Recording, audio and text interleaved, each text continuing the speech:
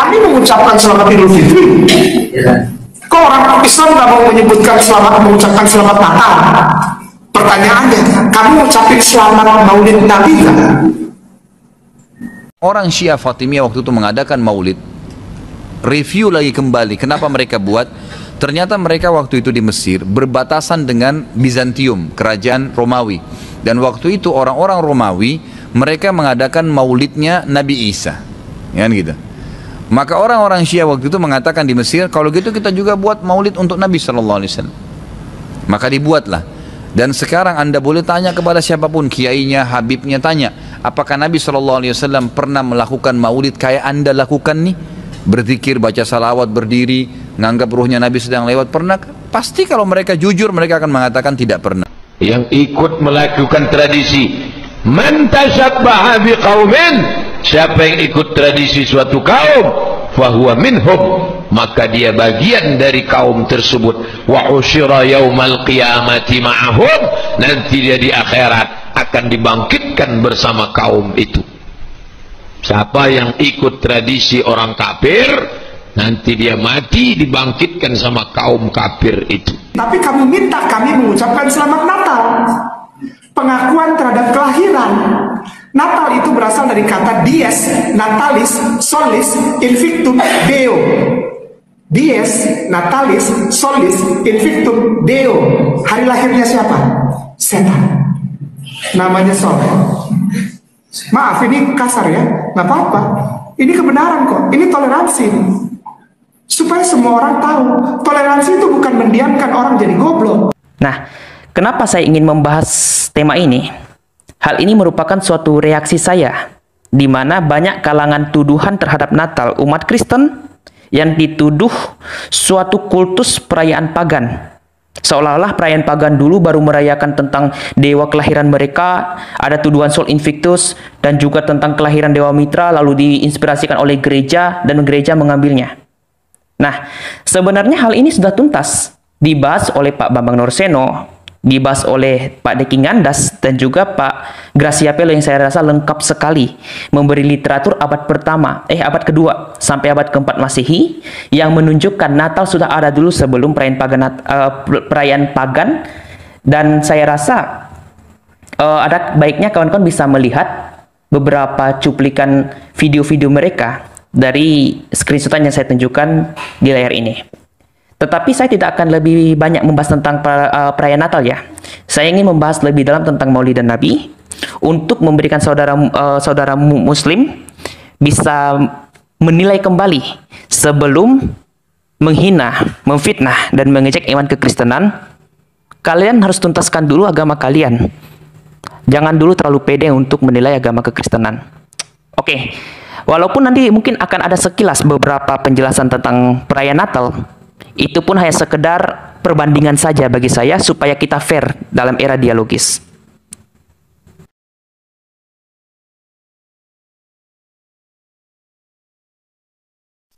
Baik, jadi kajian yang ingin saya gunakan pertama kali adalah dari tulisannya Ibnu Saini bin Muhammad bin Musa yang dimurjaah Ustadz Abdul Hakim bin Amir Abdad yang berjudul Benarkah Sahaluddin Al-Ayyubi merayakan Maulid Nabi Muhammad?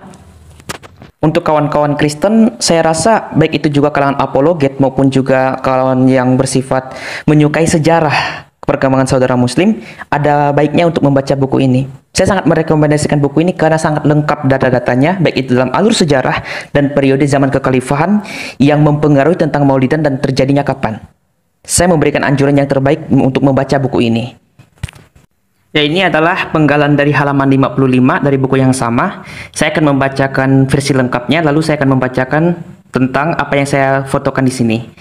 Dalam pendahuluan buku ini dikatakan, setelah kita mengetahui bahwa perayaan Maulidan pertama kali diadakan oleh para penguasa kerajaan Ubaidiyah atau Fatimiyah yang sesat dan menyesatkan, sebagaimana disebutkan oleh para ulama Islam sebelum ini, itu menunjukkan bahwa perayaan Maulidan itu bukanlah dari sunnah Rasulullah. Akan tetapi sunnahnya para penguasa kerajaan Ubaidiyah atau Fatimiyah yang sesat dan menyesatkan itu. Maka tibalah saatnya bagi kita untuk memasuki pembahasan ini, yakni tentang sejarah perkembangan perayaan Maulidan di dunia Islam. Lanjut kita akan membahas dari foto yang saya tunjukkan di sini. Dikatakan di sini bahwa periode pertama, permulaan diadakan perayaan Maulidan menurut para ahli sejarah sebagaimana telah diterangkan di Bani Ubaidiyah. Sebenarnya kalau pemahaman Syiah awalnya mengatakan mereka dari dinasti Fatimiyah, tetapi Ahlus Sunnah mengatakan mereka dari dinasti Ubaidiyah. Jadi kerajaan Bani Ubaidiyah atau Fatimiyah di Mesir, kalangan Syiah ya, yaitu pada masa kekuasaan Raja Al-Mu'izz Dinillah, seorang raja keempat dari kerajaan Ubaidiyah Fatimiyah di Mesir. Dia yang pertama kali mengadakan Maulidan di Kairo, Mesir, tepatnya menurut para ahli sejarah pada tahun 362-an Hijriah. Berarti abad keempat Hijriah. Saudara Muslim suka menyindir orang Kristen baru merayakan Natal abad keempat Masehi. Ngawur. Karena apa? Ternyata orang Kristen, kalau kita lihat dari literatur Bapak Gereja awal, Bapak Gereja awal pun sendiri seperti Santo Theophilus dan Santo Telesporus, uskup Roma 126 Masehi. Bayangkan abad kedua Masehi loh ya. Ini generasi tabi'in kalau dalam Islam. Tabi'in artinya generasi sesudah para sahabat dan para sahabatnya lagi, atau tabi'it tabi'in. Jadi kekristenan sudah ada tabi'it tabi'in dari Santo Teleforus tahun 126 Masehi yang mengatakan penerapan puasa 7 minggu prapaskah hendaknya dipelihara dan ditetapkan pula misa sepanjang malam pada saat kelahiran Tuhan kita. Jadi Kristen lebih dahulu mengenal Natal sebelum Islam, yang baru ada zaman Mu'izz Dinillah dari kalangan dinasti Fatimiyah kaum Syiah.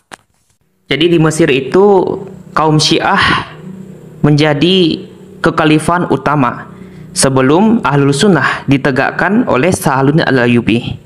Makanya buku ini memberikan kontras kepada Ustadz Adi Hidayat dan juga kawan-kawan muslim yang mengatakan Salahuddin Al-Ayyubi lah yang merayakan Maulid Nabi, padahal bukan beliau yang merayakan tetapi iparnya. Nanti saya akan tunjukkan, kita akan fokus di sini.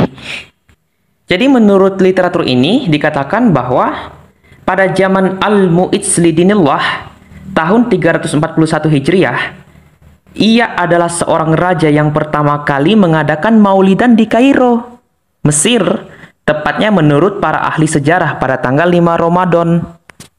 Tahunnya pun juga tahun 362 Hijriah. Jauh sekali zaman Nabi Muhammad yang berasal abad 1 Hijriah. Pada masa ini ya dikumandangkan adzan dengan tambahan hayya ala kaisi amal, mari kepada amal yang baik. Ia juga dikenal sebagai seorang yang sangat kental dengan faham Syiah Rafidah Ismailiyahnya. Jadi kalau dikatakan bahwa Maulidan Nabi Muhammad itu dari Ahlul Sunnah, menurut sejarah dikatakan bahwa itu terpengaruh dari Syiah. Loh, tapi kan tadi katanya Natal itu terpengaruh dari Kristen. Mana buktinya? Ini dari Syiah loh. Tunggu dulu, itu akan kita bahas nanti. Next, selanjutnya. Bukan Salahuddin yang mengadakan Maulid, tetapi Muzaffar saudaranya. Kalau kita baca dalam footnote di bawah ini sebelum kita lanjut kepada slide berikutnya, dikatakan bahwa Al-Afdal bin Amirul Jusyi adalah seorang panglima besar angkatan bersenjata kerajaan Fatimiyah dan seorang wazir mereka yang bermazhab Ahlul Sunnah. Ini adalah pemahaman dari pemahaman Ahlul Sunnah. Namanya adalah Ahmad Abdul Qasim Shana bin Al-Malik Amirul Jusyi, panglima perangnya Badar Al-Jamil Al-Amini.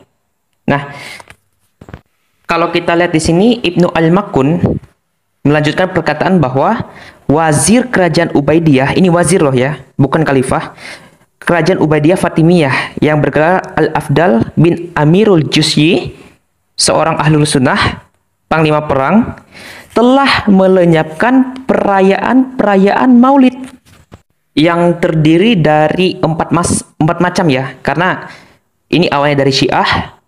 Perayaan Maulid Nabi itu terjadi dari Maulid Alawi, Maulid Fatimi, dan Maulid Imam Al-Hadir dari kalangan imam nih ya. Lalu keempat macam perayaan itu tidak lagi diperhatikan oleh manusia dan akhirnya mereka pun melupakan dan meninggalkannya. Oleh siapa? Ini adalah jasa dari Ubaidiyah Afdal bin Amirul Jusyi, seorang Ahlul Sunnah, wazir dari kekhalifahan Ubaidiyah pada waktu itu. Ayo kita baca lagi. Di sini katakan hingga datang penguasa yang bercokol setelahnya. maka mereka pun mulai memperbaharuinya, maksudnya memperbaharui maulid kembali, yakni pada masa pemerintahan Raja Al-Amir Bi'aqamillah, anak dari putra mahkota. Ini bukan anak dari wazir, tapi anak dari putra mahkota. Dan seringkali perayaan ini diperbincangkan dan dibayangkan akan keuntungan yang dapat diraih, sehingga akhirnya acara maulid dimarakkan kembali secara resmi oleh kerajaannya. Ini kutipan 52 diambil dari Al-Masrik dari Ibnu Al-Ma'mun dalam kitab yang berjudul Al-Ibda fi Madril Ibtida, halaman 254 oleh Syekh Al-Mahfuz Al-Qaulul Fasal Hukum dan selanjutnya. Kawan-kawan bisa baca buku ini. Kita dapat suatu informasi yang menarik bahwa Ahlul Sunnah sebelum Salahuddin Al-Ayyubi, wazirnya kaum Fatimiyah yang dibawa oleh Afdal bin Amir Jusi, sempat menghilangkan 4 macam maulidan, baik itu maulidan Nabi mungkin, ataupun juga maulidan para imam, ataupun maulidan Ali bin Abi Thalib atau Fatimiyah ya. Nah, di sini adalah puncaknya. Perayaan Maulid ini berlanjut yakni yang terus dimarakan oleh para raja kerajaan Fatimiyah setelah kematian Al-Afdal, sampai datangnya seorang panglima besar Islam yang terkenal yang bernama Salahuddin Al-Ayyubi tahun 564 sampai 589 Hijriah. Maka ia pun melenyapkan perayaan Maulid yang biasa dirayakan oleh para penguasa kerajaan Ubaidiyah. Bahkan ia pun meruntuhkan kerajaan Ubadiyah, kerajaan Fatimiyah ya di Mesir, yang awalnya Syiah, bukan Ahlus Sunnah, dan sekitarnya, sehingga tidak menyisakan bagi kerajaan itu sedikit pun juga di mana ia berhasil melenyapkan bid'ah, perayaan Maulidan, dan pemukaan bumi yang masuk wilayah kekuasaan kerajaan Ubaidiyah. Kutipan 56 dilihat keterangan dari kitab Tafsir Ulil Absyar halaman 2302 dan Al-Aqliyah Al-Islamiyah wa Fikratul Maulid halaman 170 sampai 118. Karena ini terjadinya di Mesir, apalagi di Mesir adalah sangat terkenal ya kalau saya nggak salah Universitas Al-Azhar ya kalau saya nggak salah. Pasti mereka juga mengakui hal yang sama, bahwa kerajaan Fatimiyah mengenal tentang Maulidan Nabi yang dibangun Islamuddinullah dan pernah dilenyapkan oleh Salahuddin Al-Ayyubi. Lanjut, setelah Salahuddin Al-Ayyubi melenyapkan Maulidan, maka Maulidan ini dimarakan kembali melalui usaha gigih dari seorang penguasa kota Ibril yang biasa disebut dengan nama Muzaffar tahun 549 sampai dengan 630 Hijriah, yakni iparnya Raja Salahuddin Al-Ayyubi, sehingga akhirnya perayaan bid'ah ini marak kembali sampai pada masa kita hidup ini. Wallahul musta'an. Jadi bukan Raja Salahuddin Al-Ayyubi lah yang mendukung Maulid karena dia yang sudah membinasakan akidah itu, tetapi tentang masalah Maulidan itu dikembalikan oleh saudaranya Muzaffar, yang menurut penulis ini kemungkinan Muzaffar itu terpengaruh dinasti Fatimiyah yang berlatar belakang Syiah. Baik, lanjut kepada bagian berikutnya, pengakuan ulama salaf Maulid dipengaruhi Natal orang Kristen. Ya, ini saya kutip dari Al-Hafiz Asyuti menetapkan di dalam kitabnya Al-Amru Bil Itiba wan Nahyu Anil Ibtida halaman 12. Langsung saja ya yang saya tampilkan di sini. Bid'ah-bid'ah perayaan tahunan, pasal bid'ah-bid'ah perayaan tahunan dan larangan untuk ikut serta di dalam perayaan-perayaan yang ada di dalam ajaran Ahlul Kitab, yaitu Yahudi dan Kristen. Larangan untuk merayakan apa yang disebut dan perayaan tahun baru atau Masihi. Dan di antara bid'ah adalah apa yang banyak dikerjakan oleh kaum muslimin pada musim dingin yang diduga bahwa saat itu Nabi Isa alaihi salam dilahirkan. Semua yang diadakan pada perayaan malam tahun baru Masihi itu dari perbuatan munkar seperti memasang penerangan lampu, membuat makanan, memasang lilin serta yang lainnya. Dan hukum merayakannya adalah termasuk dari ajaran agama Kristen. Ini membuktikan Maulidan Nabi Muhammad itu terpengaruh Kristen, kata buku ini. Dan hal itu tidak memiliki dasar di dalam ajaran agama Islam.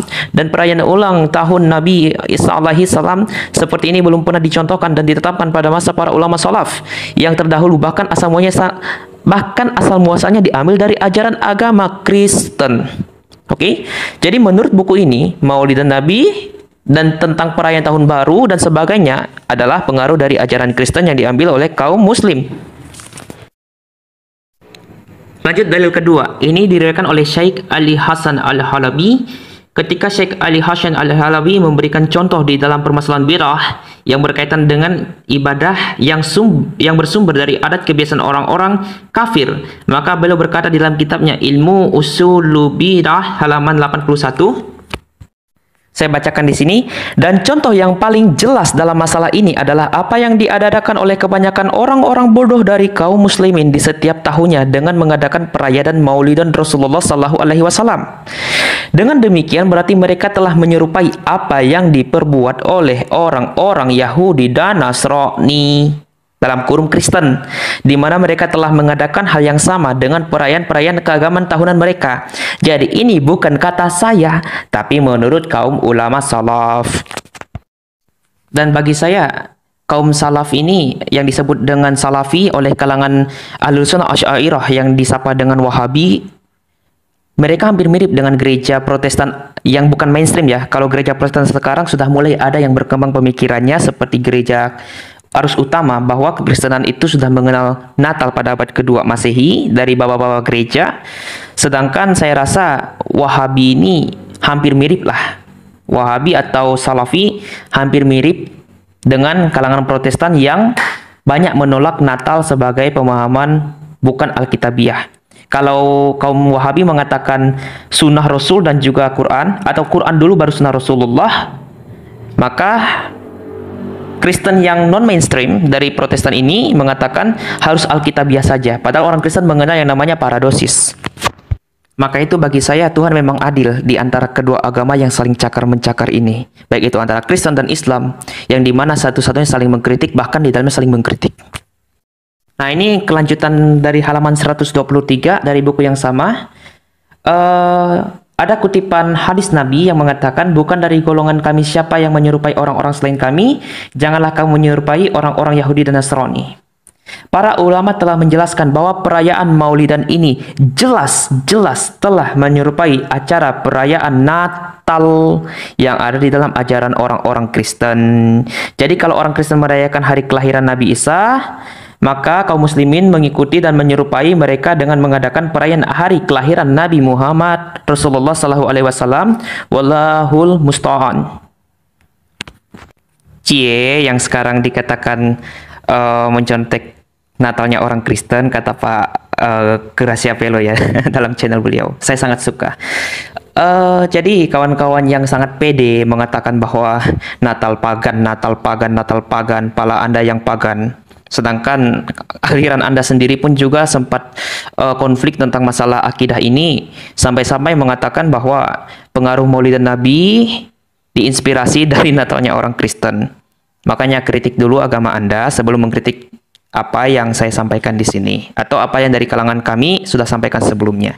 Untuk membuktikan dalil ini kuat, saya akan mengutip dari videonya Ustadz Basmala ya, kalau saya nggak salah. Coba kita tonton dulu bahwa pernyataan tentang Maulidan Nabi itu awalnya dari Syiah Fatimiyah, yang awalnya Syiah Fatimiyah itu sempat terinspirasi dari orang-orang Kristen yang ada di Roma.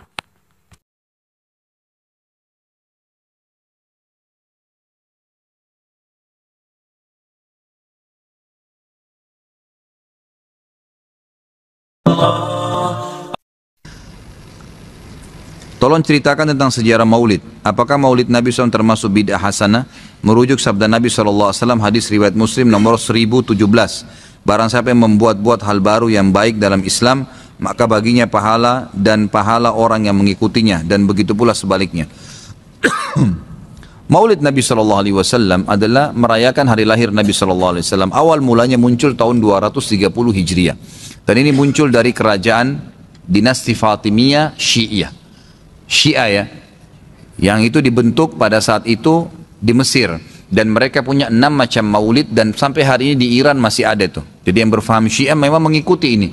Sayangnya banyak ahli sunnah yang menarik ajaran ini, pemahaman ini ke pemahaman mereka, padahal sebenarnya pemahaman orang-orang Syiah. Dan Syiah ini jelas mengkafirkan sahabat, mengatakan Al-Quran kurang, gitu kan. Mereka punya 6 macam maulid. Maulid Nabi SAW, Hasan, Husain, Fatimah, Ali, dan rajanya mereka. Dan mereka pada saat membaca maulid dengan zikir-zikir yang sering kita dengar sekarang, itu ya mereka berdiri di tengah-tengahnya karena menganggap ruhnya Nabi SAW sedang lewat. Banyak orang ahli sunnah di Indonesia yang benci dengan Syiah. Karena pemahaman Syiah jelas ya, mengkafirkan sahabat, mencaci maki Abu Bakar dan Umar, mengkafirkan mereka, mengatakan Quran kurang, tapi mereka tidak sadar maulid yang mereka lakukan adalah acara dari orang-orang Syiah.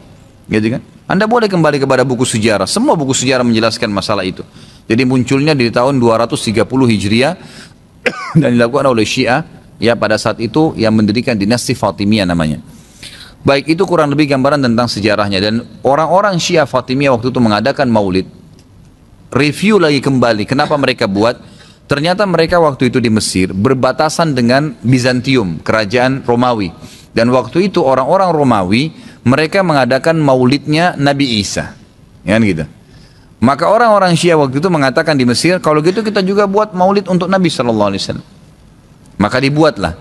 Dan sekarang Anda boleh tanya kepada siapapun, kiainya, habibnya, tanya, apakah Nabi SAW pernah melakukan maulid kayak Anda lakukan nih? Berzikir, baca salawat, berdiri, nganggap ruhnya Nabi sedang lewat, pernah? Pasti kalau mereka jujur, mereka akan mengatakan tidak pernah. Ditanya, lalu kenapa Anda lakukan bentuk cinta kepada Nabi SAW? Bentuk cinta itu harusnya mengikuti dan mencontohi dan melakukan apa yang dicontohkan dan diperintahkan saja, nggak menambah, gitu kan? Karena kalau kita menambah seakan-akan kita menganggap Nabi SAW masih ada yang belum disampaikan. Para Nabi sudah pada saat meninggal menyampaikan semua.